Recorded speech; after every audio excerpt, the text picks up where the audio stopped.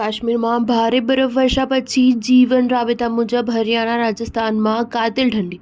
ગઈકાલે ભારે બરફવર્ષા પછી આજે કાશ્મીરમાં ફ્લાઇટોની નિયમિત અવરજવર શરૂ થઈ ગઈ હતી।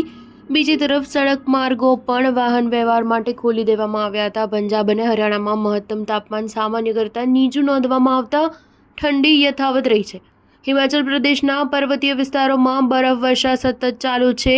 કલ્પા, કુફરી, નારાકંડા, કિલોંગમાં બરફવર્ષા ચાલુ છે। રાજસ્થાનના કેટલાક વિસ્તારોમાં હળવો વરસાદ પડ્યો હતો। રાજસ્થાનના મોટાભાગના વિસ્તારોમાં ગાઢ ધુમ્મસ છવાયેલો હતો। શનિવારની ભારે બરફવર્ષા પછી માર્ગોને વાહન વ્યવહાર માટે ખોલવા જમ્મુ કાશ્મીર સરકારના વિવિધ વિભાગના કર્મચારીઓને ભારે જહેમત ઉઠાવવી પડી હતી।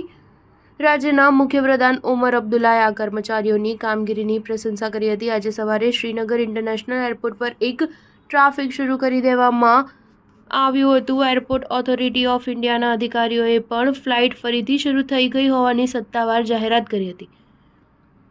એક દિવસ બંધ રાખવામાં આવ્યા પછી શ્રીનગર જમ્મુ નેશનલ હાઈવે પણ ફરીથી ખુલ્લું મૂકવામાં આવેલ છે। ઉલ્લેખનીય છે કે આ હાઈવે કાશ્મીર ખીણને દેશના અન્ય ભાગો સાથે જોડે છે। હરિયાણાના અંબાલામાં મહત્તમ તાપમાન 15.8 ડિગ્રી સેલ્સિયસ નોંધવામાં આવ્યું હતું। પંજાબના અમૃતસરમાં દિવસ દરમિયાન 16.7 ડિગ્રી સેલ્સિયસ તાપમાન નોંધવામાં આવ્યું હતું। દિલ્હીમાં મહત્તમ તાપમાન 18 ડિગ્રી સેલ્સિયસ નોંધવામાં આવ્યું હતું। રાજસ્થાનના કોટામાં હળવો વરસાદ પડ્યો હતો। ન્યૂઝ 7 હંમેશા સચ્ચાઈની સાથે।